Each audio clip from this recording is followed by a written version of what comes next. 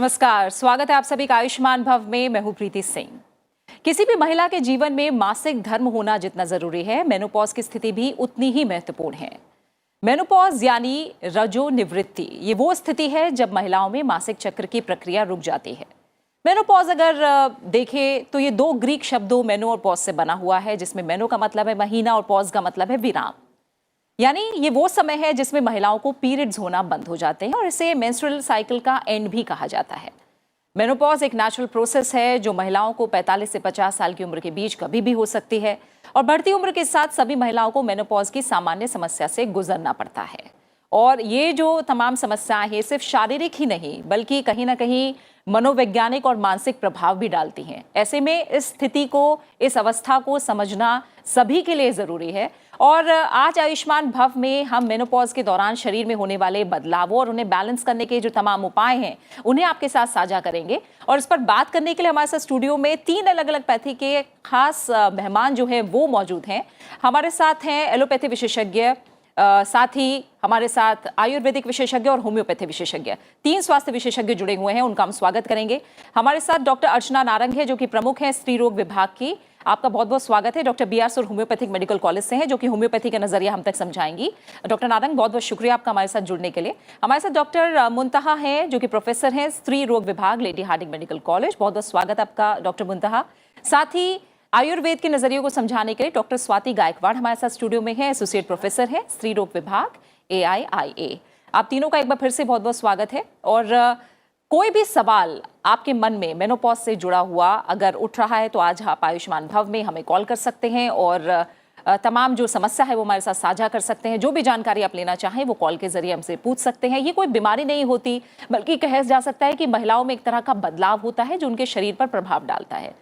Menopause के जो शुरुआती लक्षण हैं उन्हें पहचान कर समझा जा सकता है कि मासिक चक्र बंद हो सकता है, लेकिन हर महिला का मेनोपॉज पीरियड अलग अलग हो सकता है।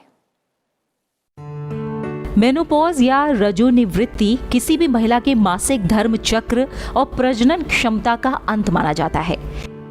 ऐसा तब होता है जब ओवरी अंडाशय में 2 जरूरी हार्मोन एस्ट्रोजन और प्रोजेस्टेरोन बनना बंद हो जाते हैं। जब लगातार 1 साल तक पीरियड्स होना बंद हो जाए तो यह मेनोपॉज की शुरुआत मानी जाती है। मेनोपॉज एक ऐसी स्थिति है जिसमें महिलाओं के शरीर में बहुत सारे हार्मोनल बदलाव होने से अंडाशय में अंडे बनना बंद हो जाते हैं। हर महिला को 45 से 50 की उम्र में मेनोपॉज का सामना करना पड़ता है, लेकिन समय से पहले मेनोपॉज को प्रीमेच्योर ओवेरियन फेलियर कहा जाता है। महिलाओं में समय से पहले मेनोपॉज यानी रजोनिवृत्ति कई परेशानियां खड़ी कर सकती है। जिन महिलाओं में 40 या इससे पहले की उम्र में मासिक धर्म आना बंद हो जाता है यानी मेनोपॉज समय से जल्द हो जाता है तो उनमें गंभीर बीमारियों का खतरा बढ़ सकता है। ऐसी स्थिति में जब महिलाएं 60 की उम्र के पड़ाव पर पहुंचती हैं तो कई गंभीर बीमारियों के विकास की आशंका लगभग 3 गुना बढ़ जाती है। रिसर्च में सामने आया है कि ये उन महिलाओं की तुलना में 3 गुना अधिक होती है जो 50 या 51 वर्ष की उम्र में मेनोपॉज से गुजरती हैं। खास तौर पर ये महिलाएं उम्र के 60वें दशक में दिल की बीमारियों और मधुमेह जैसी बीमारियों के संपर्क में आ सकती हैं। वहीं जो महिलाएं प्राकृतिक तौर पर मेनोपॉज की स्थिति से गुजर रही हों उन्हें भी डॉक्टर से स्वास्थ्य संबंधी निर्देश लेने चाहिए ताकि सेहत से जुड़ी दूसरी समस्याओं का जोखिम कम हो सके।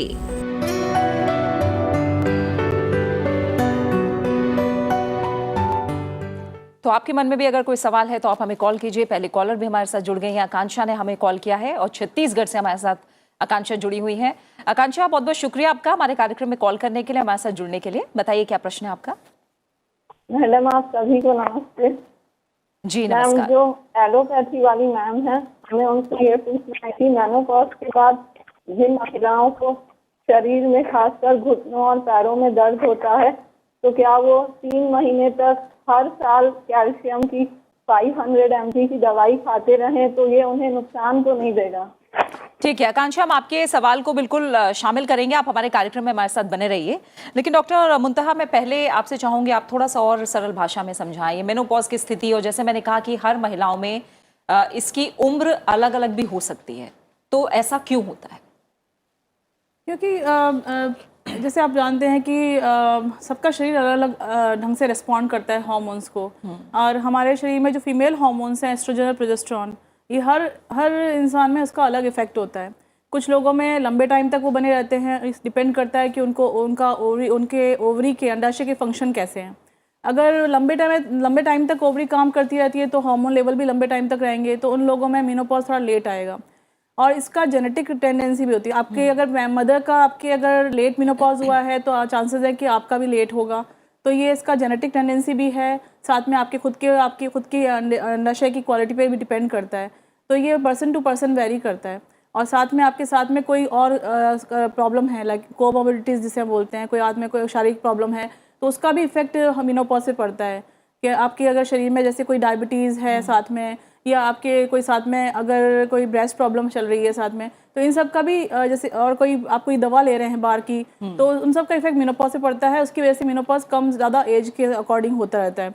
ठीक है। तो नॉर्मल इंडिया के अंदर जो भारत के अंदर जो नॉर्मल एज मानी गई है वो 46.5 ईयर्स, 46.5 ईयर्स एक एवरेज एज है। 40 से 50 जैसा आपने बताया एक एवरेज एज होती है मेनोपॉज की। ठीक है। डॉक्टर स्वाति, थोड़ा सा मुझे बताइए आयुर्वेदिक नज़रिया इसे लेकर, और जो सामान्य मैं कहूँ लोगों में इसको लेकर समझ है वो यही है कि आपकी जो रिप्रोडक्टिव एज है वो अब ख़त्म हो गई है, यानी अब आप बच्चे नहीं पैदा कर सकते। सिर्फ इतनी समझ लोगों में ज़्यादातर होती है, लेकिन इसके और क्या मायने हैं? जो मासिक धर्म शुरू होता है वो एक टेंडेंसी है कि एक maturity, certain level of maturity शरीर में आ जाने के बाद आप रिप्रोडक्शन के लिए बन गए हैं। इस तरह से वो एक एवरेज एज 12 साल की बताई गई है आयुर्वेद में। और धीरे धीरे करके ये जो क्षमता है, जो रिप्रोडक्शन की क्षमता है, या ये जो साइकिल शरीर में चल रही है, इनका एक सर्टेन लेवल पे आने के बाद जो उसका सीजेशन होता है, जो बंद हो जाना होता है, उसको हम मेनोपॉज कहते हैं। तो इससे जो है शरीर में, जो आयुर्वेद के हिसाब से त्रिदंड कहा गया है, उसको त्रिदंड कहते हैं। तो त्रिदंड में मन का सबसे पहले उल्लेख आता है, उसके बाद इंद्रियों का आता है, और उसके आगे चल के तुम्हारे शरीर का आता है। तो त्रिदंड जब कहते हैं तो मन को सबसे उन्होंने ज़्यादा इम्पोर्टेंस दे रखी है। तो इस मन की जो स्थिति है उसको आप बचपन से अगर अच्छे से सराहते हैं तो आपकी फिजिकल हेल्थ, आपकी मेंटल हेल्थ, आपकी स्पिरिचुअल हेल्थ और आपकी इमोशनल हेल्थ, इन सब का ही बहुत अच्छी तरीके से अगर आप ख्याल रख पा रहे हैं तो हर आने वाली स्थिति को आप बहुत अच्छी तरह से कम्बैट कर सकते हैं। और ये जो भी परिस्थितियाँ शरीर में पैदा हो रही हैं उनसे आप बहुत अच्छे से, आपका शरीर अगर उसके लिए रिस्पॉन्स करता है तो एक स्मूथ वे से वो चला जाएगा और उसका आपको महसूस भी नहीं हो पाएगा। ठीक है, ठीक है। एक कॉलर और हमारे साथ जुड़ गई हैं। प्रियंका ने हमें उत्तर प्रदेश से कॉल किया है। प्रियंका, आपका स्वागत है हमारे कार्यक्रम में। बताइए क्या प्रश्न है आपका। नमस्कार मैडम हम ये जानना चाहते थे कि हमारी 25 साल की उम्र में मतलब हमारा पीरियड आना बंद हो गया था बिल्कुल, और 6 साल हमारी शादी को हो गए, और जब हमारा इलाज चलता है तो ही पीरियड आता है, और इलाज जब बंद कर दें तो बंद हो जाता है। कि हमारे बच्चे होने के चांसेस हैं या नहीं है? अगर हम कहीं इलाज कराएं तो आप हमें कहाँ की सलाह देंगी? ठीक है प्रियंका, आपने बताया 25 साल की उम्र में ऐसा हुआ। अभी क्या उम्र है आपकी? अभी मेरी उम्र लगभग 28-29 साल लगभग ऐसी ही हो गई होगी। ठीक है प्रियंका, आपके सवाल का जवाब देते हैं। डॉक्टर मुंतहा, आप क्या बताएंगे इन्हें? बेसिकली इनकी जो कंडीशन है जिसमें इनको पहले पीरियड आ रहे थे, अब पीरियड नहीं आ रहे, इसको सेकेंडरी एमेनोरिया कहते हैं। अच्छा, सेकेंडरी एमेनोरिया मेनोपॉज से थोड़ा डिफरेंट है। सेकेंडरी एमेनोरिया के बहुत सारे कॉजेस हो सकते हैं, जिसमें अपने जो हमारे शरीर की मास्टर ग्लैंड है, हाइपोथैलेमस, पिट्यूटरी, उसके बाद ओवरी, थायराइड, इन सब में से कोई भी, या फिर यूट्रस का अपना कोई कॉज हो सकता है। तो पहले हम ऐसे कंडीशन में जब हमारे पास मरीज आते हैं तो पहले हम एक करके सारे लेवल पे टेस्ट करते हैं। इनमें हम देखते हैं कि कौन से लेवल पे प्रॉब्लम है। तो ये कई बार जैसे इंडिया में मोस्ट कॉमन कॉज बच्चेदानी की टीबी एक बहुत बड़ा कॉज है जिसकी वजह से सेकेंडरी में आ जाता है। या फिर अगर आप PCOS से आपको प्रॉब्लम है, पॉलीसिस्टिक ओवेरियन डिजीज, तो इस वाली कंडीशन में भी लोगों को कई बार सेकेंडरी एमेनोरिया आ जाता है और उनको बच्चे होने में थोड़ी प्रॉब्लम होती है। और अगर फिर हम दूसरी चीज़ें, जैसे हमने बताया कि सेंट्रल मास्टर ग्लैंड की प्रॉब्लम है, तो वो हम थायराइड प्रॉब्लम है, वो सब हम हार्मोन टेस्ट करके रूल आउट करते हैं। तो ये कंडीशन थोड़ी अलग है। बट हाँ, डेफिनेटली अगर ये कंडीशन आपकी 40 ईयर्स के आसपास हो या 35 ईयर्स में हो तो एक कंडीशन होती है प्रीमेच्योर मेनोपॉज। प्रीमेच्योर मेनोपॉज के लिए हम कुछ हार्मोन टेस्ट करवाते हैं, और अगर उसको रिपीट करते हैं 1 महीने के बाद, जैसे FSH हार्मोन लेवल होता है, अगर हम वो हार्मोन लेवल मेनोपॉज की रेंज में बढ़े हुए आते हैं और फिर हम उसका अल्ट्रासाउंड करवाते हैं, अदर टेस्ट करवाते हैं, अगर उसमें भी प्रूफ होता है तभी हम उसको प्रीमेच्योर मेनोपॉज करते हैं, बट वो डायग्नोसिस ऑफ एक्सक्लूजन है, मतलब सारे दूसरे कॉज निकालने के बाद ही हम बोल सकते हैं कि हाँ ये पेशेंट प्रीमेच्योर मेनोपॉज की तरफ जा रही है। ठीक है, अदरवाइज इनका डॉक्टर मुंथा ये जानना चाह रही थी प्रियंका कि ये जो कंडीशन है क्या कंसीव करने में इनको दिक्कत हो सकती है हाँ, उससे? सेकेंडरी एमेनोरिया के लोगों को नॉर्मली कंसीव करने में दिक्कत होती है, बट मैंने जैसे बताया कि डिफरेंट लेवल्स ऑफ टेस्ट हम करवाते हैं और उस टेस्ट के अकॉर्डिंग कॉज को हम ट्रीट करते हैं और उसके बाद आप प्रेग्नेंट हो सकती हैं, ऐसा नहीं है कि नहीं हो सकती। और आजकल तो मेडिकल साइंस बहुत एडवांस हो गई है, तो बहुत सारे ऑप्शन है आपके पास। ठीक है, एक कॉलर और हैं, रागिनी ने पंजाब से कॉल किया है। रागिनी, आपका भी स्वागत है कार्यक्रम में, बताइए क्या प्रश्न है आपका? हाँ मैम, मैं पंजाब से बोल रही हूँ जी। और मुझे मैम मेरे 40 ईयर एज है और थोड़े दिन पहले मुझे पीरियड आने बंद हो गए थे। ठीक है। और अब जब उसमें पीरियड मुझे आए तो मुझे ना काफ़ी हैवी ब्लीडिंग हुई, करीब 2-3 महीना तक काफ़ी ब्लड आया। ठीक है। जब हमने टेस्ट कराया तो हमें ओवरी में सिस्ट बताई और ठीक है। मैम और गाल ब्लेडर में पथरी भी आई है थोड़ी सी। ठीक है। आप प्लीज कोई आयुर्वेदिक नुस्खा मुझे बता सके तो मेहरबानी। डॉक्टर स्वाति, जो इनकी कंडीशन है उसे आप कैसे समझाएंगी? अभी ये जो पथरी बन रही है उसमें सिस्ट भी है आपका, तो आपके जो भी डेली खाने पीने का है, जो भी हमारे शरीर में एक प्रक्रिया ऐसी होती है कि हम जो भी चीज़ खाते हैं उसका सार और किट्टे, यानी एक जो शरीर को उपयोगी भाग है वो बनता है और एक शरीर में जो उपयोग वाला नहीं है वो बनता है। वो अगर ठीक से प्रक्रिया होती है तो आपके शरीर में सारी चीज़ें और आपके सारे धातुओं का पोषण अच्छे से होता है और आप हेल्दी रहते हैं। जिस तरह पथरी बन रही है या सिस्ट बन रहा है, इससे ये पता चलता है कि आप जो भी चीज़ें खा रहे हैं उसका जो भी डाइजेशन ठीक से होना चाहिए वो हो नहीं रहा है। अगर डाइजेशन ठीक से नहीं हो रहा है तो डाइजेशन ठीक से होने के बाद जो रस का निर्माण होता है उन्हीं से सारे शरीर का आपका पोषण होता है। तो आप अगर खाने में आपके देखिए, आप बहुत चरपरा खाना खा रहे हैं, दही जैसी जो चीज़ें पचने में जो हेवी है ऐसी चीज़ों का सेवन कर रहे हैं, पनीर जैसी चीज़ें हैं इनका सेवन कर रहे हैं, तो ये सब के कारण आपके डाइजेशन पे जो भी एक्स्ट्रा लोड आ रहा है या जो भी आप खा रहे हैं वो थोड़ा ज़्यादा प्रमाण में खा रहे हैं या आपके टाइम से नहीं खा रहे हैं, ये कुछ भी हो सकता है। और इसके चलते जो भी रस तैयार हो रहा है उससे आपके शरीर का जिस तरह से पोषण होना चाहिए उस तरह से हो नहीं रहा है। और इन सब के कारण आपको अलग अलग जगह में, जहाँ पर भी आपके शरीर में ऐसे जैसे थोड़ा सा नाजुक पार्ट है जहाँ पे वो सारी चीज़ें कलेक्ट हो सकती है, वहाँ वो कलेक्ट हो रही है, तो सबसे पहले आपने उसकी तरफ ध्यान देना चाहिए। और हो सके तो आप किसी अस्पताल में जाके इन सब का जांच करिए। सिस्ट है तो वो किस टाइप का सिस्ट है, वो पथरी जो है वो कितनी ज़्यादा आपके शरीर के लिए हानिकारक है, क्या है, ये सब देखना ज़रूरी है। तो आई वुड रादर सजेस्ट कि आप कहीं अच्छे से इसको कंसल्ट करिए और आप अच्छी जो जांच करके इसका इलाज आप ज़रूर करिए। बिल्कुल। डॉक्टर अर्चना नारंग, अब मैं थोड़ा होम्योपैथी के नज़रिए आपसे समझूंगी। बताइए मेनोपॉज को लेकर क्या है, होम्योपैथी किस तरह से मदद कर सकता है, और थोड़ा सा हमें समझाइए कि ये हमें मालूम है कि पीरियड्स आना बंद हो जाते हैं, मेनोपॉज का मतलब यही है, और क्या आंतरिक बदलाव होते हैं इसके साथ? जी देखिए, जो मेनोपॉज है वो एक किसी भी फीमेल की लाइफ के अंदर एक फ़ेज़ है और इस फेज़ में जो आपका ओवरीज होते हैं उसमें जो अंडे होते हैं वो धीरे धीरे कम होने लगते हैं और इस वजह से जो आपके ईस्ट्रोजन और प्रोजेस्टेरोन हार्मोन्स होते हैं एक फ़ीमेल के अंदर उनमें कमी आने लगती है और इसी वजह से अलग अलग तरह के जो हैं वो सिम्टम्स एक फ़ीमेल जो है ऑब्ज़र्व करती हैं अपने अंदर।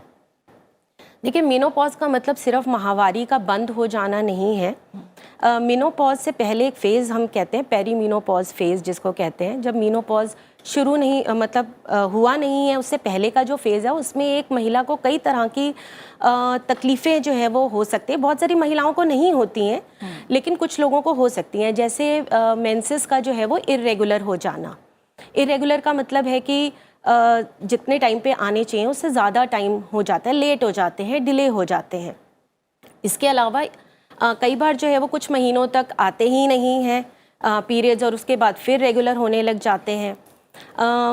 क्योंकि ईस्ट्रोजन हमारे शरीर के लिए, फीमेल के शरीर के लिए बहुत ही इम्पॉर्टेंट हार्मोन है, तो इसीलिए जो है वो कई तरह के वैसोमोटर चेंजेस भी एक फ़ीमेल महसूस कर सकती है, जैसे कि हॉट फ्लैशेस, अचानक से बहुत तेज़ गर्मी का लगना, पसीने आ जाना, इस तरह की तकलीफ़ भी एक फ़ीमेल जो है वो महसूस कर सकती है। इसके अलावा जो है वो आपने सुना नहीं होगा कि यंग फीमेल्स को जो है हार्ट की प्रॉब्लम हो जाती है, लेकिन यही अगर एक मेनोपॉजल फीमेल की हम बात करें तो हृदय रोग का होना या फिर स्ट्रोक हो जाना, सेरिब्रोवेस्कुलर जो इवेंट्स जिनको हम कहते हैं, उनके लिए भी ये महिलाएं प्रोन हो जाती हैं। इसके अलावा हड्डियों पे जो है वो ईस्ट्रोजन का बहुत बड़ा रोल होता है, हड्डियों को मजबूत बनाता है ईस्ट्रोजन।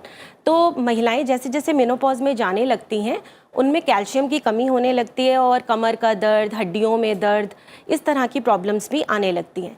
इसके अलावा जो फीमेल हार्मोन्स हैं वो महिलाओं की जो जहाँ पर बच्चेदानी आके ठहरती है और जहाँ पर आपका जो है वो ब्लैडर होता है उसके जो जिसको हम पेल्विक फ्लोर कहते हैं उसको भी मजबूत बनाने में हेल्प करती है। तो मेनोपॉजल फीमेल को जो है वो प्रोलैप्स की प्रॉब्लम भी हो सकती है, यानी कि बच्चेदानी नीचे आ जाना। कुछ महिलाएं जो हैं वो ये भी तकलीफ बताती हैं कि हमारा जो है वो पेशाब निकल जाता है, हम उसको कंट्रोल नहीं कर पाते हैं, हंसते हुए या ज़ोर से बोलते हुए या कोई भी वेट लिफ्ट किया और हमारा जो है वो पेशाब निकल गया, उस पर कंट्रोल नहीं रहा हमारा, जिसको हम इनकंटिनेंस बोलते हैं। इसके अलावा आपकी स्किन को सॉफ्ट बनाता है ईस्ट्रोजन, आपके बालों को अच्छा रखता है। तो जिन महिलाओं में हम धीरे धीरे देखते हैं रिंकल्स आने शुरू हो जाते हैं, त्वचा जो है ड्राई होने लग जाती है, बाल ड्राई होने लग जाते हैं, यहाँ तक कि वेजाइना भी ड्राई हो जाती है, तो इन महिलाओं के अंदर जो है सेक्सुअल ड्राइव भी कम हो जाती है। क्योंकि कई बार सेक्स बड़ा ही पेनफुल हो जाता है तो महिलाएं जो है वो डरती हैं क्योंकि सेक्स करते हुए हमें पेन होगा। तो मैरिड लाइफ के अंदर ये एक बहुत बड़ा जो है वो प्रॉब्लमैटिक पॉइंट भी बन सकता है कुछ महिलाओं के अंदर। इसके अलावा जो है मूड स्विंग्स या मूड चेंजेस, क्योंकि ये हार्मोन्स आप ये समझिए कि ये एक फेज़ है, कहाँ एक महिला के शरीर को आदत थी ईस्ट्रोजन और प्रोजेस्टेरॉन की, और अब एक वो फेज़ आ रहा है जो धीरे धीरे धीरे धीरे करके ये हार्मोन्स जो हैं वो कम होते जा रहे हैं। इनकी कमी की वजह से बहुत सारी महिलाओं में डिप्रेशन होने लगता है, जो दिनचर्या है उसके प्रति जो है वो उदासीन होने लगती हैं, बात बात पे रोना। बहुत सारे पेशेंट्स हमारे पास आते हैं, कपल्स आते हैं और हस्बैंड ये बताते हैं कि भाई पहले तो हमारी बीवी बहुत ही खुश मिजाज थी, बहुत ही खुश रहती थी, लेकिन अब जो है वो धीरे धीरे चिड़चिड़ी होती जा रही हैं, छोटी छोटी बात पे नाराज़ हो जाती हैं, गुस्सा हो जाती हैं, रोने लगती हैं बात बात पे। तो इस तरह की तकलीफ़ें हो सकती हैं। और एक जो बहुत इंपॉर्टेंट बात है वो है नींद के पैटर्न का चेंज हो जाना। मेरे पास बहुत सारी ऐसी महिलाएं आती हैं जो ये कंप्लेंट करती हैं कि हमें रात को नींद नहीं आती। अब रात को नींद नहीं आती है तो उसकी वजह से अगला दिन पूरा जो है वो थकावट सी रहना और किसी कार्य में मन ना लगना, ये सारी प्रॉब्लम्स जो हैं वो महिलाएं जो मेनोपॉज एज में होती हैं वो बताती हैं। तो आपने एक और प्रश्न पूछा था कि होम्योपैथी का क्या नज़रिया है। देखिए, जो होम्योपैथी है उसमें बहुत सारी हमारी दवाइयाँ हैं जो क्योंकि मानसिक तौर पे भी जो है वो महिला परेशान है, शारीरिक तौर पे भी उसको कई तरह की प्रॉब्लम्स हो रही हैं। होम्योपैथी सिम्टोमेटिक ट्रीटमेंट पे आधारित है, यानी कि जिस सिम्टम्स के साथ पेशेंट हमारे पास आता है उन सिम्टम्स को हम लेके दवाइयाँ देते हैं। और हमारा जो, जैसे मैं डॉक्टर BR सूर होम्योपैथिक मेडिकल कॉलेज में हूँ, वहाँ पर हम डेली जो है वो गायनी OPD चलाते हैं और हमारे जो रिजल्ट्स हैं मेनोपॉज के से रिलेटेड जितनी भी तकलीफ़ों के लिए हमारे पास महिलाएं आती हैं, तो होम्योपैथी में इसका बहुत ही अच्छा इलाज है। बिल्कुल, इसके बारे में भी और ज़्यादा जानकारी आपसे मिलूंगी। डॉक्टर मुंतहा, आप लोगों ने जैसे बताया प्री मेनोपॉज की स्थिति है, फिर मेनोपॉज है, ये इसके भी पोस्ट मेनोपॉज भी एक स्थिति है शायद। इसके बारे में जब उम्र को लेकर मैंने पूछा तो आपने कहा अलग अलग हो सकता है, जेनेटिक्स इसके लिए जिम्मेदार हो और बहुत सारी चीज़ें हो सकती हैं, लेकिन इसका भी कोई संकेत है क्या? क्या इस उम्र, अगर आपको जल्दी मेनोपॉज हो रहा है तो आपके स्वास्थ्य पर क्या बुरा असर पड़ सकता है? इस तरह की भी स्थितियां हैं क्या? हाँ, जैसे अभी डॉक्टर अर्चना ने बताया, अगर आपको टाइम से पहले मेनोपॉज होता है तो आप डेफिनेटली आप इस सब चीज़ों के लिए रिस्क पे हो, जैसे हार्ट प्रॉब्लम्स के लिए रिस्क पे हो, और आपके जैसे मूड स्विंग्स आएंगे और आपको बोन पे प्रॉब्लम आ सकती है, आपकी हड्डी कमज़ोर होएंगी। तो डेफिनेटली आपका टाइम से पहले मेनोपॉज होने पर आप उन सब चीज़ों के लिए आप प्रोन हो जाएंगे। तो और लेट मेनोपॉज में भी रिस्क है, क्योंकि लेट मेनोपॉज में लंबे टाइम तक अगर एस्ट्रोजन हार्मोन बॉडी को मिलता रहेगा तो आप कुछ कैंसर्स के लिए प्रोन होते हो। अच्छा, जैसे बच्चेदानी का कैंसर हुआ, ओवरी का कैंसर हुआ, ब्रेस्ट कैंसर हुआ। तो हालांकि खाली यही चीज़ रेस्पॉन्सिबल नहीं है, बहुत सारे फैक्टर्स साथ में होते हैं, बट हाँ थोड़ा रिस्क बढ़ जाता है नॉर्मल से ज़्यादा, स्ट्रोक का रिस्क, ये सब रिस्क बढ़ जाते हैं थोड़े बहुत। ठीक है। और जो हमारे पहले कॉलर थी, सबसे पहले जिन्होंने कॉल किया था, उनका ये कहना था कैल्शियम का पूछ रहे थे वो। कैल्शियम का क्या? तो कैल्शियम बेसिकली अगर आप मेनोपॉजल सिम्टम्स के 10 इयर्स तक अगर आप कुछ भी चीज़ ले रहे हैं, बेसिकली 5 ईयर सबसे सेफेस्ट जोन है, 5 इयर्स तक आप ले सकते हैं calcium 500 milligram per day. But उसमें क्लियर कट लिखा हुआ है कि अगर आपको ये एक ऐसी भी दवा नहीं है कि आप बिना किसी प्रेस्क्रिप्शन के आप ले लो। तो जनरली जैसे लोगों में टेंडेंसी होती है एक दूसरे से सुन करके ले लिया, सप्लीमेंट्स ले लेते हाँ हैं। ले लेते हैं। तो बेसिकली हम लोग ऐसी कंडीशन में हम लोग जब पेशेंट हमारे पास आते हैं और मेनोपॉज की बात बताते हैं तो हम ये देखते हैं कि वो सिम्टोमेटिक है या नहीं। अगर एसिम्टोमेटिक हैं और कोई प्रॉब्लम नहीं है उनको बोन से रिलेटेड, तो हम उनको एडवाइस करेंगे कि आप डेक्सा स्कैन करवाएं। एक बोन मिनरल डेंसिटी का स्कैन होता है जिसमें हम देखते हैं कि बोन्स का में ऑस्टियोपोरोसिस की लेवल क्या है। उसके 4-5 स्टेजेस हैं, उसके बेस पे हम एडवाइस करते हैं। अगर कुछ भी नहीं है प्रॉब्लम तो फिर अगर पेशेंट अगर नहीं ले रही तब भी चलता है। बट अगर प्रॉब्लम अगर स्टार्ट होने, अगर हालांकि सिम्टम्स नहीं है बट प्रॉब्लम थोड़ी बहुत लग रही है कि हाँ स्टार्ट हो रही है, तो वो कैल्शियम ले सकती हैं। और Indian ladies generally calcium deficient होती हैं क्योंकि वो थोड़ा खान पान हमारा इस लेवल का नहीं होता है, हम अपने केयर इतनी ज़्यादा अच्छी करते नहीं हैं। तो ठीक है। एक कॉलर और है, मानव ने हमें कॉल किया है राजस्थान से। मानव, शुक्रिया हमें कॉल करने के लिए। बताइए प्रश्न क्या है और किसके लिए है? हाँ मैडम नमस्कार। नमस्कार। ऐसा है, मैं मानव दास बोल रहा हूँ। मेरे विशेष के क्या है कि एडी में दर्द चल रहा है, बाईं पैर के में दर्द हो रहा है और कभी मतलब क्या है कि दर्द पूरे शरीर में हो जाता है। इसका रीजन क्या है मैडम, थोड़ा सा ये आप अपनी पत्नी के लिए सवाल कर रहे हैं? हाँ मैं पति बोल रहा हूँ सर। ठीक है। आपकी पत्नी की उम्र क्या है अभी? उम्र 62 साल है मैडम। 62 साल है और आप बता रहे हैं उनके एड़ियों में दर्द होता है? जी आप बता रहे हैं उनकी मतलब एडी में दर्द रहता है। एक एड़ी में? एडी में दर्द रहता है। हाँ मानव जी, आप टीवी की आवाज ना बिल्कुल कम कर दीजिए, फिर बात हो पाएगी आपसे। टीवी की आवाज बंद कर दीजिए बिल्कुल।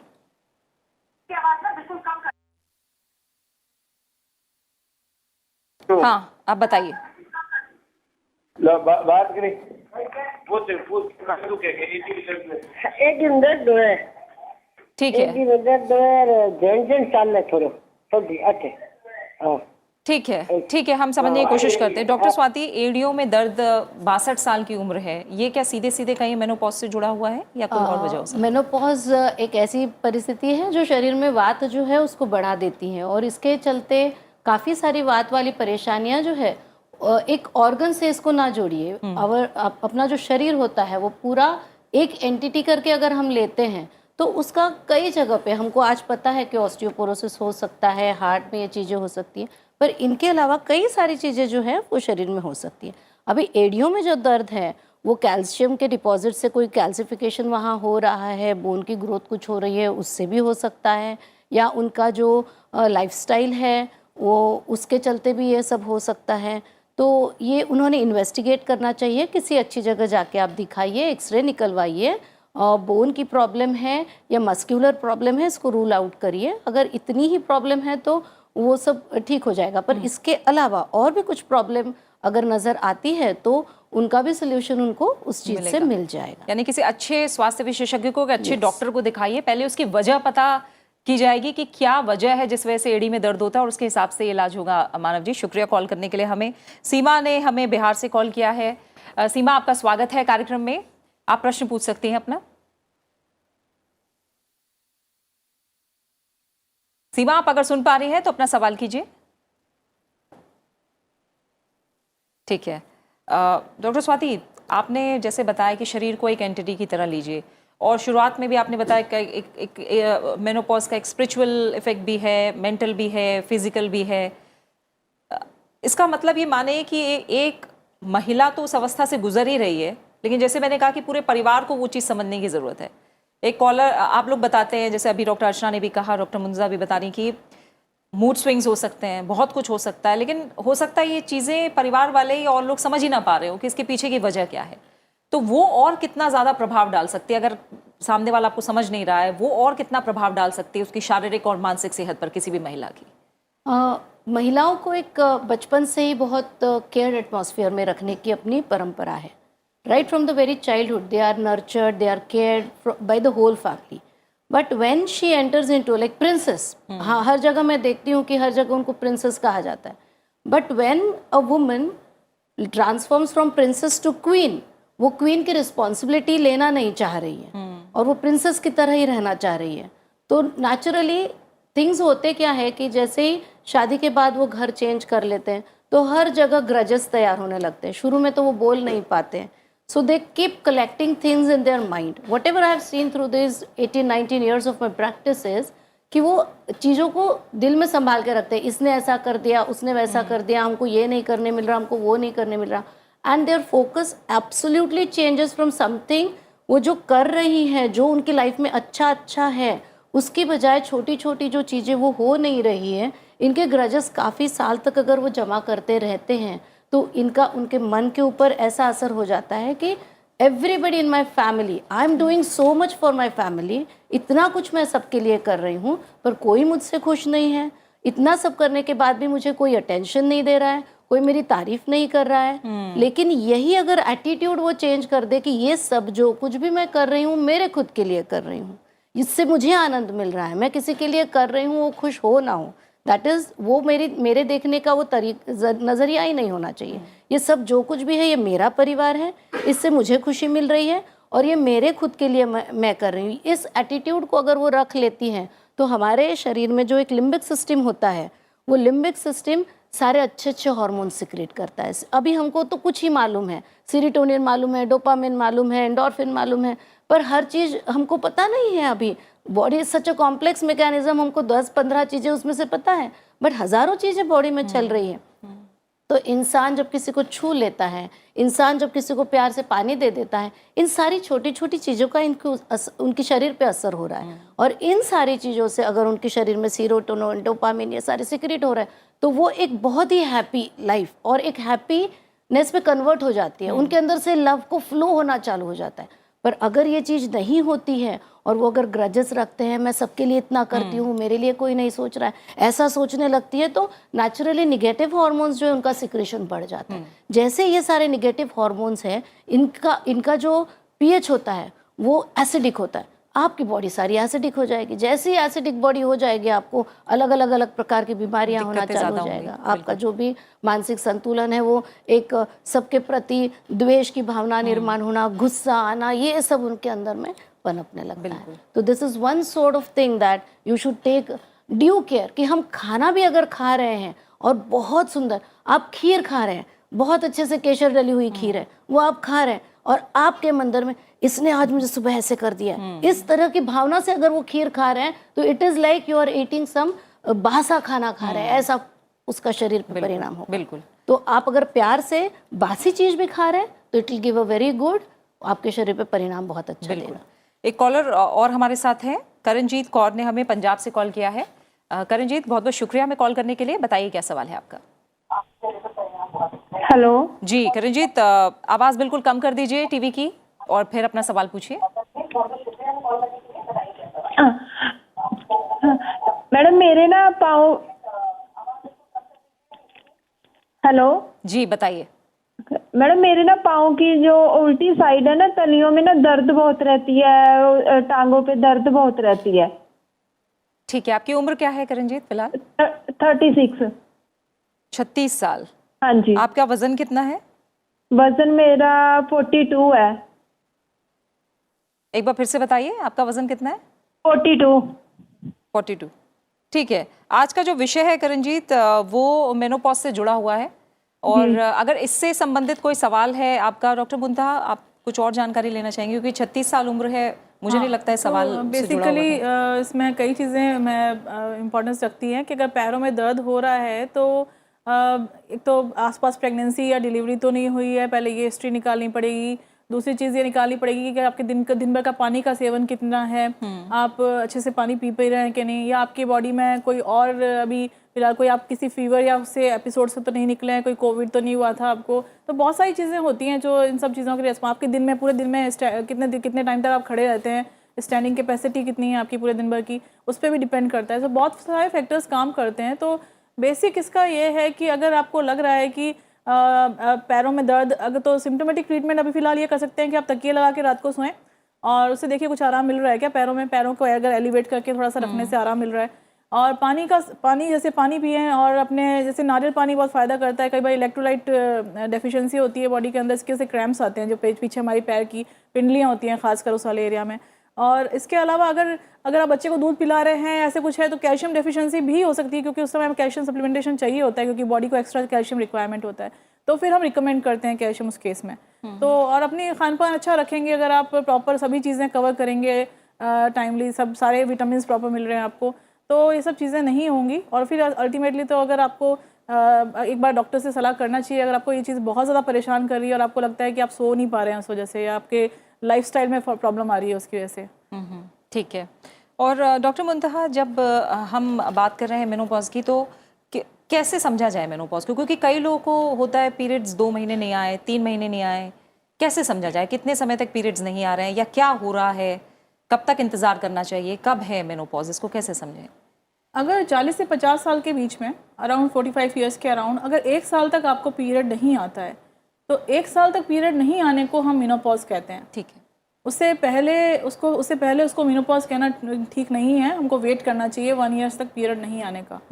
सो सिंपल डेफिनेशन है, अगर 1 साल तक आपको इस दौरान पीरियड नहीं आ रहे तो मतलब आप मेनोपॉज की और भी कोई लक्षण दिखते हैं क्या? हाँ, इसके साथ जैसे मैम ने पहले बताया, डॉक्टर अर्चना ने बहुत अच्छे से डिटेल में बताया, आपको हेड टू टो तक उन्होंने बताया सारे सिम्टम्स आपको। ये पहले भी हो सकते हैं? ये पहले हो सकते हैं, पहले मेनोपॉजल एज में स्टार्ट हो जाते हैं, तो सिम्टम्स आना पहले शुरू हो जाते हैं कई लोगों को, और उसके बाद धीरे धीरे वो मेनोपॉज की तरफ जाती हैं। ठीक है, ठीक है।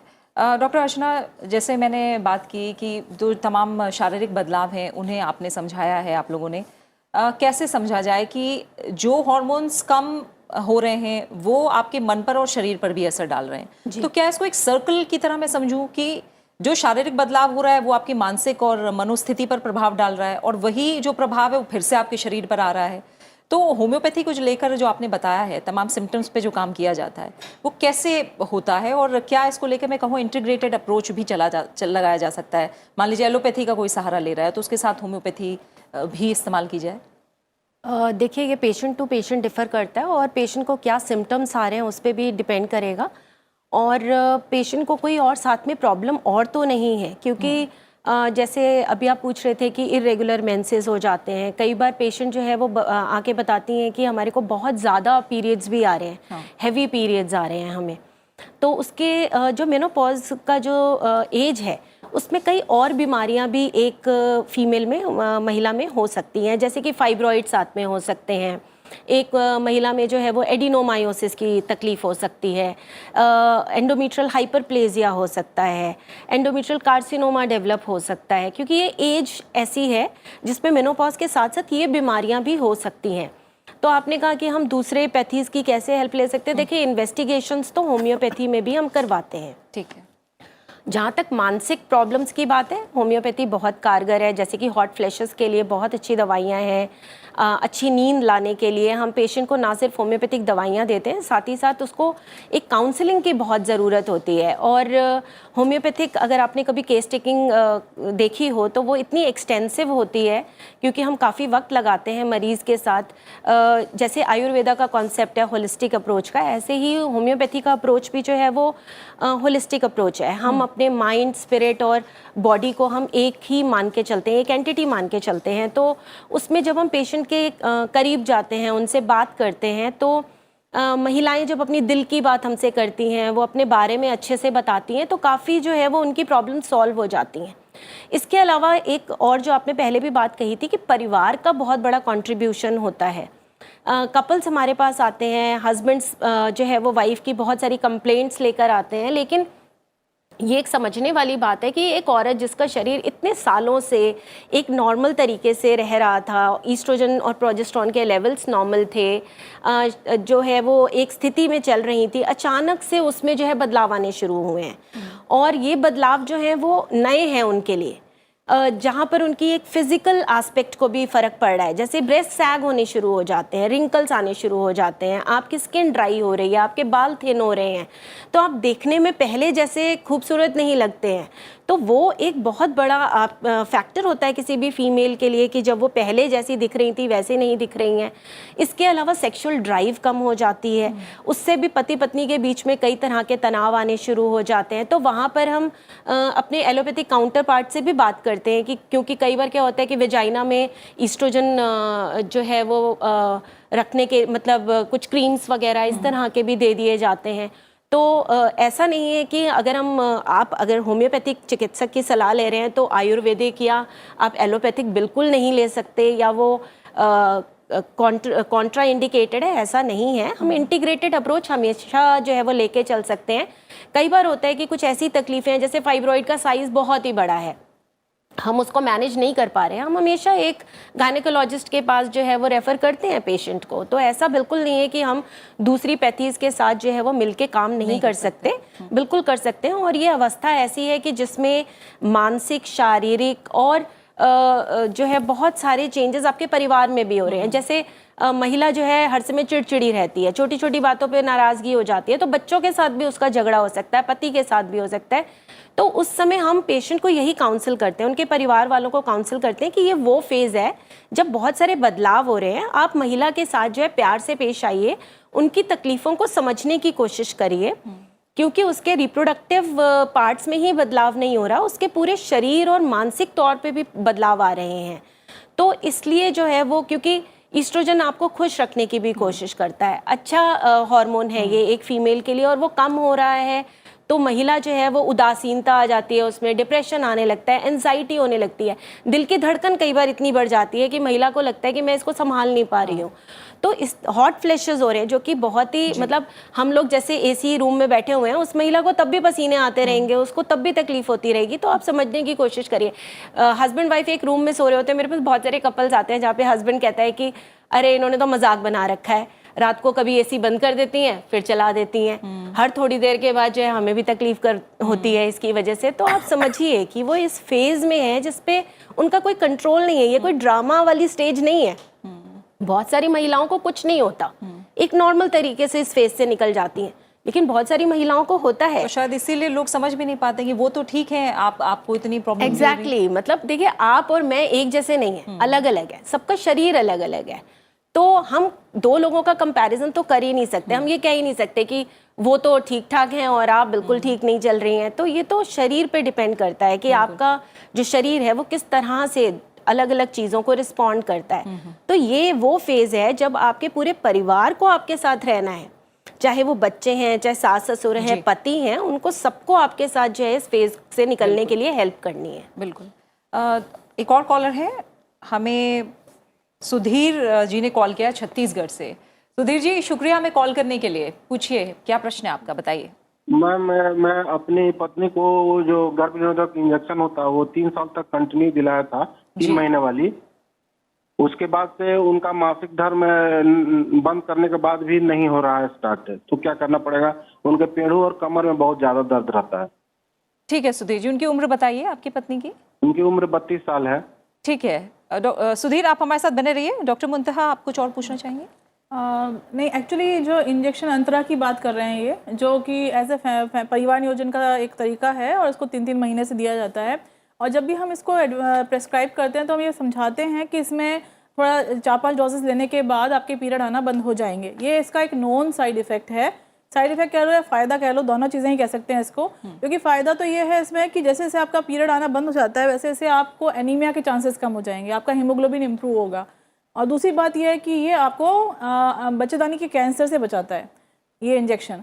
बट क्योंकि हमारे यहाँ पे इंडियन वुमेन का जनरली ये टेंडेंसी होती है, लोगों के दिमाग में भ्रांति भरी हुई है कि अगर पीरियड नहीं आ रहे तो शरीर में इकट्ठा हो रहे हैं सारे गंदे तत्व इकट्ठा हो रहे हैं, तो बाहर नहीं निकल रहे, तो वो बॉडी के अंदर कुछ प्रॉब्लम कर रहे हैं। बट ऐसा नहीं है। तो ये इसका साइड इसकी वजह से ये सब पेड़ों में दर्द इस वजह से नहीं होना चाहिए। उसकी वजह से कोई और वजह भी हो सकती है, इन्फेक्शन हो सकता है। और क्योंकि ये ज़रूर हो सकता है कि एस्ट्रोजन प्रोजेस्टेरोन नहीं मिलने से वहाँ पे ड्राइनेस हो जाती है नीचे के एरिया में, तो इन्फेक्शन के लिए थोड़ा सा प्रोन हो जाते हो आप। तो इन्फेक्शन के लिए चेक करवाना चाहिए, तो आप कंसल्ट कर सकते हैं जहाँ से आपने इंजेक्शन एडवाइस ली थी, वहाँ पे जाके आप चेकअप करा सकते हैं। और दूसरी चीज़ है कि पीरियड आने कब शुरू होंगे, तो कम से कम 12 महीने लगते हैं वापस से, 6 से 12 महीने के अंदर वापस से पीरियड आना शुरू होते हैं। और दोबारा से प्रेग्नेंट होने के चांसेस बढ़ जाते हैं। थोड़ा ओव्यूलेशन, क्योंकि अंतरा का ये है कि वो थोड़ा बहुत ही एफिकेसी बहुत हाई है, तो इसका जो एग रिलीज है, अंडाशय से जो एग रिलीज है उसको थोड़ा लेट स्टार्ट होता है, तो इसका जो वापस आप फर्टिलिटी की तरफ आप थोड़ा लेट जाते हैं। तो कम से कम 12 महीने का ड्यूरेशन दे रखा है, तब तक आपको इंतजार करना चाहिए। तब भी नहीं होता तो आप तुरंत अपनी सलाह लीजिए डॉक्टर्स की। बिल्कुल। एक कॉलर और है, अर्चना ने उत्तर प्रदेश से हमें कॉल किया है। अर्चना, शुक्रिया कॉल के लिए। आप अपना सवाल पूछ सकते हैं, बताइए। हाँ मैडम, नमस्ते। नमस्कार, बताइए। तो ये मेरी समस्या कम से कम 2-3 साल से है जी। तो ये मेरा पीरियड जब होता, मेरी उम्र 39 साल हो गई है। तो 2 ही दिन बस ऐसे रहता नॉर्मल सा, और इसके बाद मुझे नींद की समस्या रहती है। तो क्या इसी वजह से है? ठीक है, आप बता रही है कि जो आपके पीरियड्स हैं वो 2 दिन के लिए सिर्फ आते हैं, और भी कोई साइकिल में कुछ और भी बदलाव है? नहीं, मुझे पहले चिड़चिड़ापन रहता था और नींद भी नहीं आती थी, ये सब चीजें रहती थी। तो काफी कुछ सुधार आ रहा है, पर फिर भी नींद अभी डिस्टर्ब हो जाती है, तो फिर रात में नींद नहीं आती। ठीक है अर्चना, आप कॉल पर बने रहिए। डॉक्टर मुंतहा, इन्होंने कहा कि ये 39 इयर्स की हैं और उनको पीरियड रेगुलर रहते हैं, बट 2 दिन में ख़त्म हो जाते हैं, जब तक मुझे समझ में आया। तो मैं ये पूछना चाहूँगी पहले तो कि लास्ट डिलीवरी कब हुई थी इनकी, और कोई डीएनसी तो नहीं हुई है अभी रिसेंटली? कोई हिस्ट्री है जिसमें इन्होंने अंदर सफाई करवाई हो या ऐसा कुछ हुआ है क्या? नहीं, लास्ट डिलीवरी मेरी 2011 में हुई थी। आप अपने बच्चों को दूध पिला रही है अभी? नहीं पिला रहे हैं। तो ऐसा है कि इस कंडीशन को हम थोड़ा, अगर वैसे तो 2 या 3 दिन ही डिपेंड करता है कि पर्सन टू पर्सन वेरी करता है, उसमें ऐसा नहीं है कि 2 दिन, अगर किसी को बिल्कुल स्पॉटिंग ही हो रही हो तो हम उसको हाइपोमेनोरिया कहते हैं। अदरवाइज 2 या 3 दिन तक अगर आपको खुल के पीरियड आए तो एक नॉर्मल है, उसको कोई घबराने की बात नहीं। 3 दिन हम एवरेज लेके चलते हैं, 2 से 3 दिन पे पीरियड लोगों को रहते हैं। हाँ, पर किसी को खाली धब्बा लग के रह जाए तो वो एक कंडीशन थोड़ा होती है कि हाँ, इसके लिए आपको चेकअप की ज़रूरत है, इसका मतलब। और इसके लिए बहुत सारे कॉजेज़ हो सकते हैं। इसका मतलब ये है कि आपकी बच्चेदानी की जो अंदर की लाइनिंग है, कैविटी के अंदर की लाइनिंग, वो रिस्पॉन्ड नहीं कर रही है हार्मोन को अच्छे से। तो इसके बहुत सारी वजह होती हैं। मैंने जैसे बताया कि एक चेन होती है हार्मोन की, ब्रेन से स्टार्ट होकर नीचे तक आती है। तो हाइपोथैलेमस होता है, एक मास्टर ग्लैंड होती है, उसके हार्मोन का लेवल होता है, वो हार्मोन लेवल बढ़ जाए, थायराइड के हार्मोन लेवल अगर बढ़ जाएं तो उसके अंदर, थायराइड के अंदर खासकर, तो आप अगर वजन बढ़ रहा है आपका रिसेंटली, तो आप थायराइड लेवल चेक करवाइए। अगर आपकी छाती से दूध आ रहा है या ऐसी कोई दवाई आप ले रहे हैं जिसकी वजह से वो इफेक्ट डाल रही है इसके ऊपर, तो उसकी वजह से भी आपके पीरियड पे इफेक्ट हो सकता है, वो कम आना शुरू हो जाते हैं। और फिर लास्ट में बच्चेदानी का कॉज हो सकता है कि बच्चेदानी का खुद का रिस्पॉन्स कम होता जा रहा है, जिसकी वजह हो सकती है कि उसके अंदर कोई इन्फेक्शन है। तो वो आप एक बार अपने नज़दीकी गायनेकोलॉजिस्ट से मिलिए और वो सारे लेयर वाइज आपका रूल आउट करेंगे अगर आपको इससे प्रॉब्लम हो रही है तो। बिल्कुल। एक कॉलर है, तमन्ना ने हमें दिल्ली से कॉल किया है। तमन्ना, आपका भी स्वागत है कार्यक्रम में, बताइए क्या प्रश्न है आपका। Good afternoon ma'am. Good afternoon. Ma'am, मेरी एज 40 इयर्स है और मुझे ना बहुत ज़्यादा मूड स्विंग्स होते हैं। तो मैंने ऑनलाइन भी काफ़ी सर्च करा, तो जो प्री मीनोपॉज सिम्टम्स होते हैं और जो पीसीओडी सिम्टम्स होते हैं वो बहुत सिमिलर होते हैं। तो एट द एज ऑफ 40 मतलब कैसे हम डिसाइड कर सकते हैं, या कुछ ऐसा है जिससे हमें पता लगे कि पीसीओडी के सिम्टम्स हैं या मुझे pre menstrual symptoms, pre menopausal symptoms हैं? ठीक है तमन्ना, आप मुझे बताइए, आयुर्वेद, होम्योपैथी और एलोपैथी, किस विशेषज्ञ से सलाह आप लेना चाहेंगी? मैम, आयुर्वेदिक से प्रेफर करूंगी मैं कि आयुर्वेदिक में अगर कुछ है। हाँ, अगर ये आपको अभी जो समस्याएं हो रही हैं, इसमें हॉट फ्लशेस भी है, ये है। अब मैं ये नहीं जानती आप खुद को कितना एंगेज रख पा रही हैं, लेकिन पॉलीसिस्टिक ओवरीज अगर है तो आप सोनोग्राफी करके देख सकते हैं। उसमें वॉल्यूम जो है आपकी ओवरी का वो बढ़ा हुआ है या उसमें कुछ सिस्ट जैसी बात है, तो पॉलीसिस्टिक ओवरी है, इस तरह से हम देख सकते हैं। या आपको और कोई उसकी शिकायत है, जैसे आपके चेहरे पे थोड़े बाल बढ़े हुए हैं, आपका वज़न बढ़ा हुआ है, या आपके गले पे कुछ काले जैसे मार्क्स आ रहे हैं, इन सब से आपको पता चल जाएगा कि ये पॉलीसिस्टिक ओवरी है या नहीं है। और अगर आपके पीरियड्स रेगुलर आ रहे हैं और अभी आप तो एज सिर्फ 40 बता रही हैं, तो ये पेरीमेनोपॉजल एज के कारण है। तो पॉलीसिस्टिक अगर नहीं है तो पेरीमेनोपॉजल एज ग्रुप के कारण भी हो सकते हैं। और आपकी जो लाइफस्टाइल है, जैसे सिर्फ इन 2 चीज़ों से ही हॉट फ्लशेस हो या आपको घबराहट हो, ऐसा नहीं है। एंग्जाइटी ये जो है वो हर एज में पॉसिबल है, हर एज में एंग्जाइटी हो सकती है। तो अगर आप कहीं एंगेज आपको खुद को नहीं रख पा रही हैं, बहुत ज़्यादा खाली समय मिल रहा है, किसी चीज़ को लेके आप बार बार कंटिन्यूस कुछ सोच रही हैं, तो ये सोच के कारण जो है आपकी एंग्जाइटी बढ़ सकती है। तो ये तीनों चीज़ें हैं। पेरीमेनोपॉजल एज ग्रुप, अगर आप रेगुलरली मेंस्ट्रुएटिंग है, आपका सारा जो भी फंक्शंस है वो सब अच्छे से हो रहे हैं, कोई दिक्कत नहीं है उसमें, तो इस बारे में सोच सोच के भी आप एंग्जाइटी को क्रिएट कर सकते हैं। ठीक है। तो ये हाँ जी कई बार एक कंडीशन होती है प्री मेंस्ट्रुअल सिंड्रोम बोलते हैं, PMS जिसे हम बोलते हैं, और लोगों को जागरूकता नहीं है, इसलिए उनको पता नहीं होता कि हर महीने लेडीज़ को ये प्रॉब्लम होती है मूड स्विंग्स की, और लास्ट के 15 डेज़ के पीरियड के लास्ट के 15 डेज़ में बहुत ज़्यादा होती है। कई लोग इतना वायलेंट भी हो जाती हैं, लड़ाई कॉमन हो जाती है, हस्बैंड वाइफ से एक बार लड़ाई होती है। तो PMS वो कंडीशन है जिसमें आप हर मंथ आपको मूड स्विंग्स आते हैं, और ये उसी वक्त वही हार्मोन का प्रॉब्लम है, क्योंकि हार्मोन ऊपर जा रहे हैं, नीचे आ रहे हैं, वापस FSH जो लेवल होता है वो वापस डाउन जाता है, आपका एस्ट्रोजन प्रोजेस्टेरोन प्लेटू हो जाता है, वही हैप्पी केमिकल्स जो ब्रेन में है वो कम हो जाते हैं उस टाइम में। तो उस वजह से किसी किसी को, क्योंकि वो ज़्यादा सेंसिटिव है उस हार्मोन के लिए, वो ज़्यादा केमिकल्स के लिए सेंसिटिव है, इसलिए उनमें वो सिम्टम्स ज़्यादा तेज़ी से इफेक्ट डाल रहे हैं। तो इसलिए, और इस वाली में जैसे आपने बोला था कि क्या इंटीग्रेटेड अप्रोच हो सकती है, तो ये जगह बेस्ट होती है, और इसको हर मूड स्विंग्स मेनोपॉज नहीं होते हैं। आपकी अगर 40 साल में आपकी पीरियड रेगुलर आ रहे हैं तो आप ये मत सोचिए कि वो मेनोपॉज है।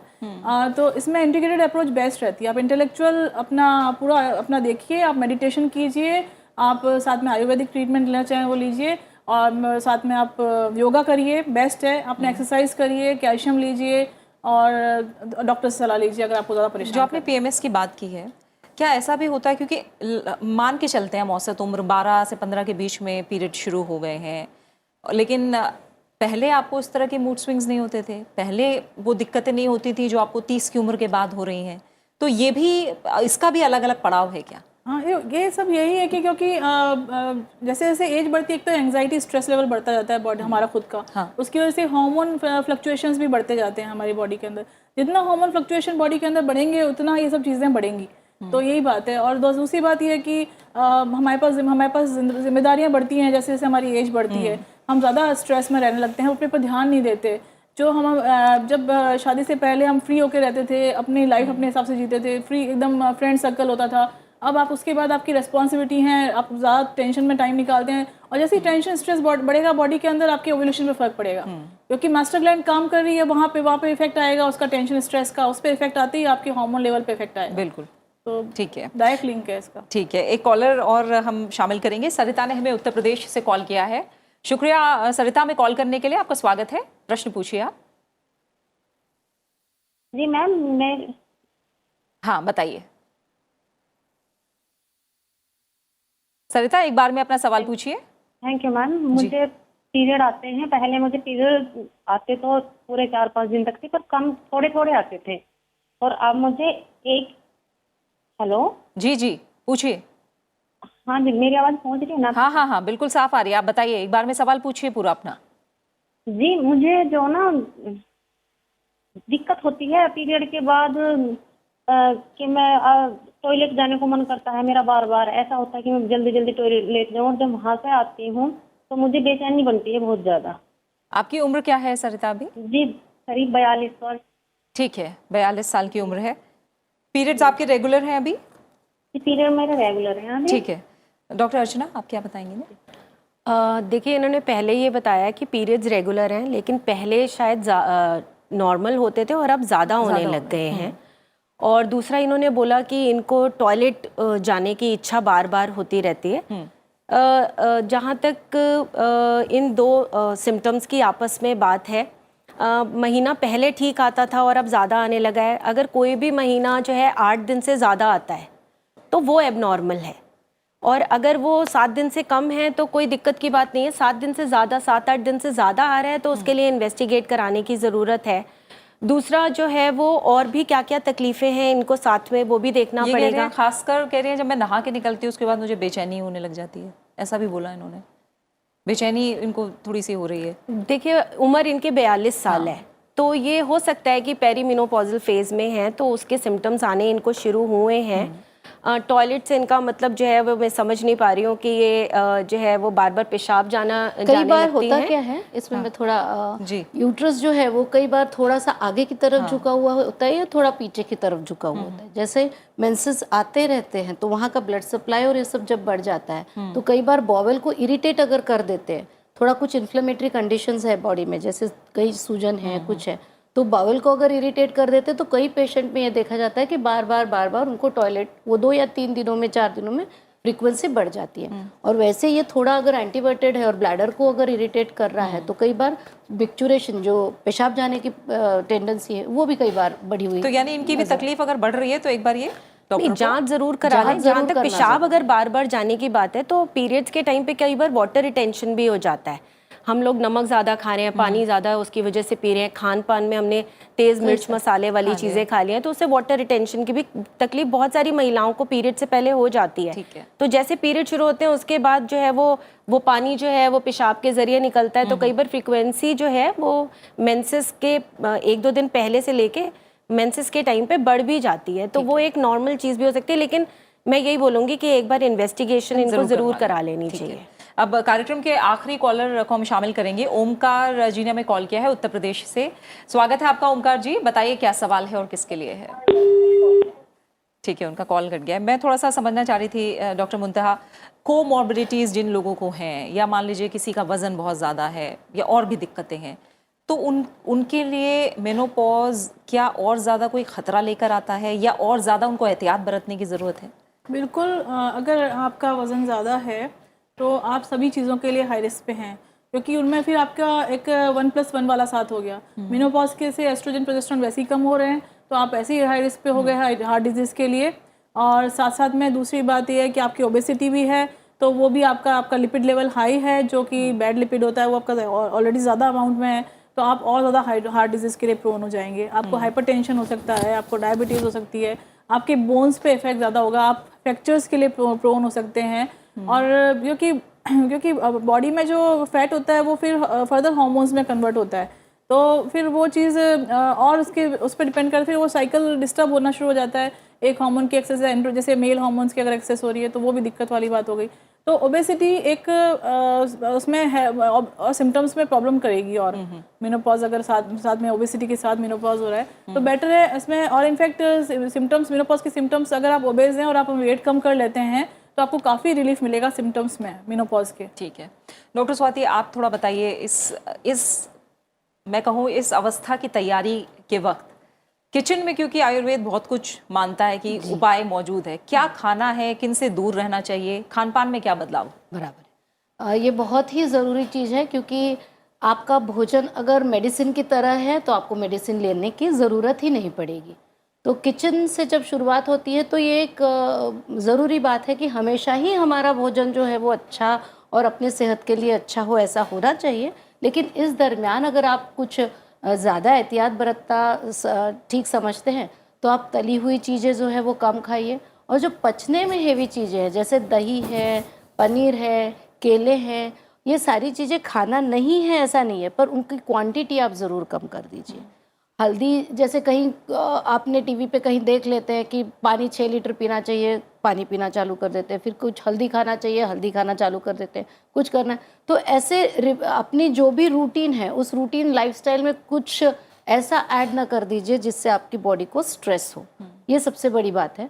और जो कुछ भी आप ले रहे हैं एक बॉडी की हर एक बॉडी की पचाने की क्षमता जो है उसको महसूस करिए कि मैं 2 रोटी खाने के बाद मुझे गैस नहीं बन रहा है, वो अच्छे से डाइजेस्ट हो रहा है, मेरा पेट ठीक से साफ हो रहा है और मैं अच्छे से नींद ले पा रही हूँ, मुझे कहीं हैवीनेस नहीं फील हो रही है। अगर कहीं हैवीनेस फील हो रहा है, कहीं मुझे काम करने का मन नहीं हो रहा है, तो ये छोटी छोटी चीज़ों को अगर आप महसूस करते हैं और उस अकॉर्डिंगली आप थोड़ा अपना रेगुलर लाइफस्टाइल अच्छे से रखते हैं तो इसका बहुत ज़्यादा असर होगा। दूसरी एक बात यह है कि आप एक्सरसाइज को बहुत अच्छे से इनकॉर्पोरेट कीजिए। जब भी आप चलेंगे, जब भी आप खाना पकाएंगे, कोई भी काम करें, आप डीप ब्रीदिंग की तरफ बहुत ज़्यादा ध्यान दें क्योंकि सारी मेटाबॉलिज्म जो है बॉडी की वो ऑक्सीडेशन प्रोसेस पे डिपेंड करती है। तो ऑक्सीडेशन प्रोसेस में उसमें जितना ज़्यादा ऑक्सीजन अपने बॉडी में मिलेगा उतना उसका जो भी सारकिट्ट विभाजन बोलते हैं उसको, that is the digested part, एक अच्छी तरह से बने इसके लिए जो शरीर में मेटाबॉलिज्म चल रहा है वो अपनी ब्रीदिंग प्रोसेस से आप बहुत ज़्यादा एनहांस कर सकते हैं। सो डीप ब्रीदिंग की प्रैक्टिस आप जहाँ भी हैं, don't take out separate time, जो भी टाइम आपके पास है, आप टीवी के सामने बैठे डीप ब्रीदिंग करिए। जब भी आप खाली बैठे तो शांति से बैठने की कोशिश करिए। जो भी अपने शरीर पे असर हो रहा है बहुत ज़्यादा तेज़ कलर्स का, उसको कम करिए, नॉइज़ को कम करिए। और कुछ आंवले जैसी चीज़ें हैं और घी जो होता है, ये सबसे उम्दा चीज़ होगी, क्योंकि इस फेज़ में वात जो है वो बहुत बढ़ जाता है। तो दूध, घी और ये सारी जो चीज़ें हैं that will keep your body का पीएच एकदम अच्छे से रखता है और आपको काफ़ी हेल्दी रखने के लिए मदद होगी। बिल्कुल।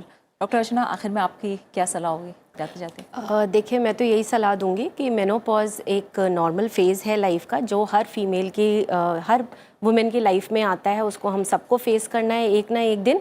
अच्छा होगा कि उसकी तैयारी हम कुछ साल पहले से करना शुरू कर दें। हम अपने मन को ये बता दें कि हाँ, ये फेज़ आएगा और मुझे इसमें से बहुत अच्छे से निकलना है। अपना एक दिनचर्या बनाइए, कोशिश करिए कि आपका हीमोग्लोबिन अच्छा रहे। अपनी डाइट में ऐसे खाने की चीज़ों को इंक्लूड करिए जो कि आपके आयरन लेवल को बढ़ाए, ताकि आपका हीमोग्लोबिन ठीक रहे, कैल्शियम लेवल्स आपके ठीक रहें, ताकि आपकी हड्डियों पे इसका कोई बुरा असर ना आए। इसके अलावा जो है वो खान पान में थोड़ा सा चेंज ले आइए, क्योंकि हमारे शरीर में ईस्ट्रोजन लेवल कम होने वाले हैं, तो हम फाइटो ईस्ट्रोजन्स ले सकते हैं। यानी कि खान पान के पदार्थों में भी कुछ ऐसे खान पान के पदार्थ हैं जैसे कि सोयाबीन और सोयाबीन से बनी हुई चीज़ें होती हैं, ब्रोकली है, इसके अलावा साबुत दालें हैं, जिनको अगर आप इनकॉर्पोरेट करते हैं अपने भोजन के अंदर तो वो आपके जो है वो ईस्ट्रोजन लेवल्स को बढ़ाने में हेल्प करते हैं।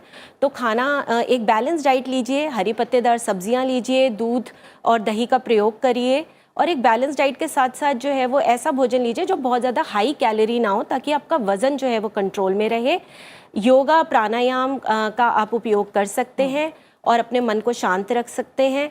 थोड़ा सा कोशिश करिए कि जैसे जिनको नींद की प्रॉब्लम है कि वो मोबाइल और लैपटॉप से थोड़ा सा दूर रहें, खासकर सोने से जस्ट पहले। यानी अपना ध्यान रखिए, और जिस तरह से तीनों ही स्वास्थ्य विशेषज्ञों ने बताया है कि इसके लिए अपने आप को थोड़ा पहले से अगर तैयार करें और अपना ध्यान रखें, चाहे वो खान पान के ज़रिए हो, वो योग और व्यायाम के ज़रिए हो, मन को खुश रखने के ज़रिए हो, तो इस अवस्था को भी बहुत अच्छे से इसके साथ जो है वो कहीं ना कहीं कहा जा सकता है कि समय को गुजारा जा सकता है और अपने आप को बिल्कुल स्वस्थ सेहतमंद रखा जा सकता है। तो रखिए, आज जो डॉक्टरों ने सलाह और सुझाव दिए हैं उनका ज़रूर ध्यान रखिए। मैं इसी के साथ डॉक्टर अर्चना, डॉक्टर स्वाति और डॉक्टर मुंतहा तीनों का बहुत बहुत शुक्रिया कहना चाहूँगी स्टूडियो में मेरे साथ जुड़ने के लिए और इस तमाम चर्चा के लिए। फिलहाल आयुष्मान भव में इसके साथ इतना ही। अगले हफ्ते हम बात करेंगे आर्थराइटिस को लेकर। तो आर्थराइटिस से जुड़े जो भी सवाल हैं वो अगले हफ्ते शनिवार के दिन दोपहर 1 से 2 के बीच आप हमारे साथ साझा कर सकते हैं। हमें आपके कॉल्स का इंतजार रहेगा। गठिया हमारा अगले अंक का विषय होगा। फिलहाल अपना अच्छे से ख्याल रखिए और मुझे दीजिए इजाजत। नमस्कार।